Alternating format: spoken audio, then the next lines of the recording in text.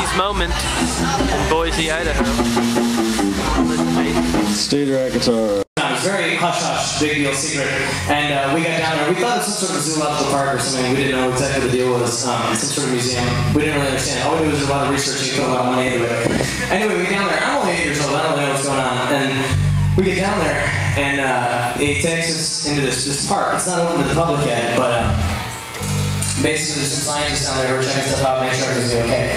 And, well, long story short, turns out the park is not so safe. What they've been doing, and I know this sounds crazy, but they had found a way to genetically engineer dinosaurs. Hold on, stop. I know, ridiculous. What happened was that mosquitoes back in the day mosquitoes just like today, except back then they would suck on the blood of dinosaurs. What happened is, seriously, and they would land, after they drank the blood, they would land on the branch of a tree, and they would get stuck in the sack.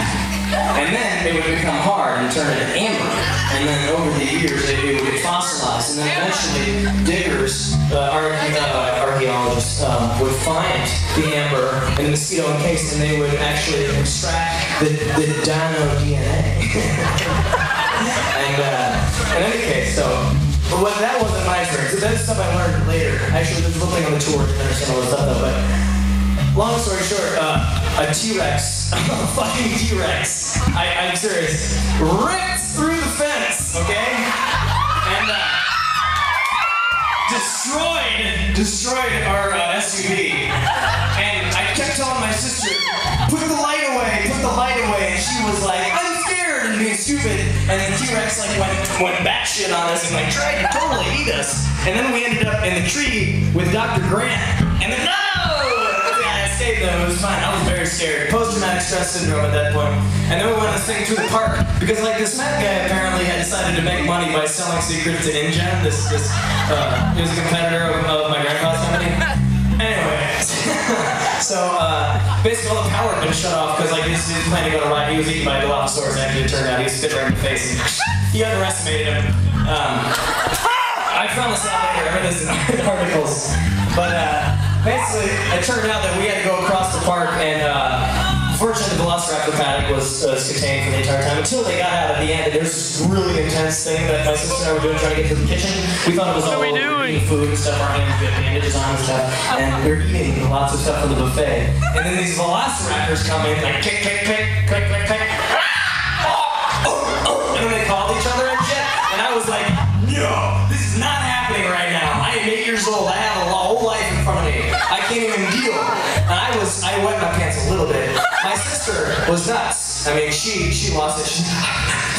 Like, she had abandonment issues because my dad had left already and my parents got divorced. And so, like, the notion that, like, the lawyer had abandoned us earlier really sort of freaked us out. As sort of, like, the psychoanalytical part of it that I never really dealt with when I was older. But it turned anyway, that's psychoanalysis right there. And turned out that, whatever, we were fine at the end, and we flew away. But Island of Blar, never going back.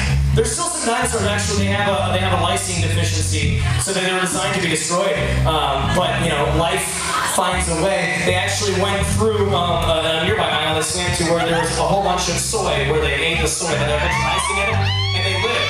And they were able to survive, and I guess they moved to another island, and then it happened again. I mean, somehow it happened again. How did they let it happen again? I don't know. I would have nuked the whole island personally, but I was only 8 years old. I couldn't make those calls. I still can't make those calls. I don't have the clearance.